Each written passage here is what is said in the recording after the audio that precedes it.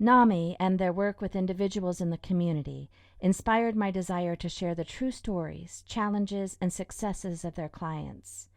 Meeting the following women who trusted us with their stories and hearts continues to be life-changing. These are representations of 3 very special women that were brave enough to let us into their world.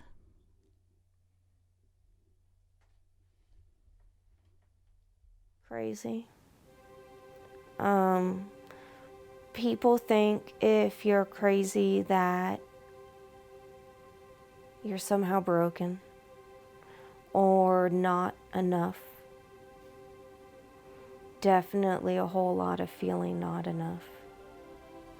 I think the main thing with mental health that people don't understand is that mental health is physical health. It's having any sort of mental health issue is the same thing as having epilepsy or having any other disorder of the brain or disorder of the body where stuff just doesn't work right. So it should be treated the same as if you had the flu or as if you had cancer. You seek out treatment for it. You receive support from people. People tell you, yay, you're doing a good job fighting, not suck it up, why are you acting like that? It only affects 1% of the population. It doesn't discriminate with race or gender or ethnicity, socioeconomic. It's 1% of the population, and you'll find it in all different groups and sectors and but it is rare. Being positive and showing an attitude of gratitude, and speaking of labels, I have some good, bad labels, schizophrenia and stuff like that, stuff. But I have some good labels too that I want to share with you. Good. My mom came up with a real doozy. I mean, I don't know where she got this from, but she calls me Saint Donna Marie. I love it. She says, Donna, you're a saint. And I said, well, thank you, Mom. I have a strong, supportive family. That's been very helpful, but I think for a long time they didn't know what to do about my mental illness or how to help me.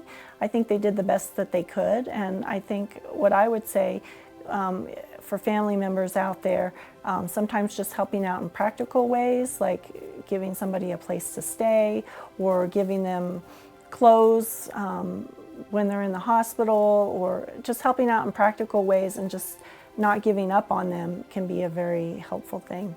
I admitted myself because they said it would be easier to get out as opposed to them admitting me against my will. In some ways it was a relief.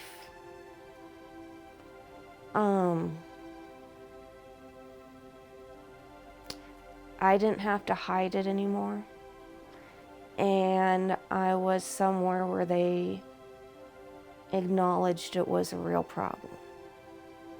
And I wasn't alone for the first time. I was locked up in a ward with people who were just like me. I've had access to what I need, but it hasn't always been in a way that I feel is dignified. And that's because of when sometimes health situations or a mental health situation intersects with the law, there's like incarceration there involved, and I don't feel that that's a dignified way to be able to get treatment. Because I notice, things happen, it gets harder to get out of bed. I'm upset more often. I cry over things that shouldn't bother me. I just start feeling more depressed or caring less, because for me, depression isn't being sad. For me, depression is sad is up here, and not feeling anything is down here, and I'm like way down here. I'm past the point of caring about feeling anything. I don't care if I get up. I don't care if I get dressed. I don't care if I lose my job. I don't care if the cats have food. I can't. It's like nothing works. But it's an invisible illness, and so I think that's what I want people to know, is that mental illness is an invisible illness. You can't see the distress somebody might be going through necessarily. Okay, so there's this known theory that, we know roughly where the center of the universe is. And if you point a telescope at the center of the universe, you're kind of looking back in time because light travels outwards and you're catching the light as it travels out. Well, in theory, if you got a powerful enough telescope, you could see back to the Big Bang because light's still traveling out from that. And I found as I've gotten older, it's like I've gotten a more powerful telescope on my own life. And as I get older, weird things that I did when I was a kid make sense because I was struggling with all this stuff. And when you're a kid, you don't have the answers or have access to the knowledge or know how to go about figuring out what's going on. You just kind of try to keep your head above water. And in the last 5 years, I reached a point where I could look back at my childhood and be like, oh yeah, no, that makes sense. It makes sense why I was having suicidal thoughts at such a young age. It makes sense why I had trouble fitting in with the other kids. Like the symptoms is, I feel like my brain is like in a loop. It's really difficult to focus. And so it takes a lot of intention to focus on activities. So it can be physically exhausting because there's a lot going on in my mind. I don't want to say that I'm better. I want to say that I'm no longer drowning in my illness. Some of my self-care tools are you never want to get too hungry, angry, lonely, or tired. It's HALT. It's an acronym. So that's some of my self-care tools. Make yourself a priority. Make your health and your wellness a priority.